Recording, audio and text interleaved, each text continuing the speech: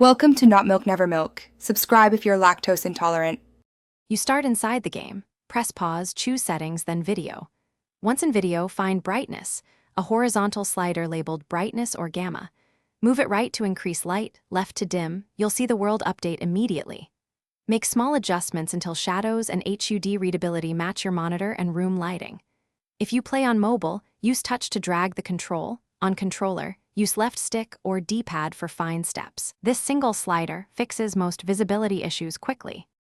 Once you need extra brightness beyond the slider, apply night vision. It overrides darkness without changing settings. You can drink a potion or run. Slash effect give it S Minecraft. Night vision 600 0. This gives 10 minutes of full ambient light. Make sure cheats are enabled or you're in creative mode. Also, switch to daytime with /time, set day to separate shadow issues from true brightness problems.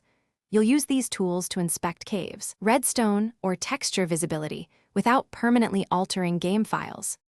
To finish cleanly, verify platform-level settings.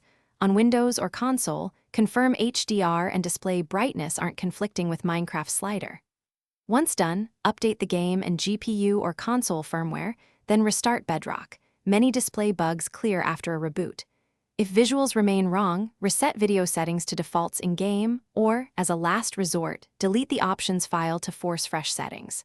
If nothing helps, try night vision as a temporary workaround. Thanks for watching. If this was helpful, leave a like and consider subscribing. See you next time.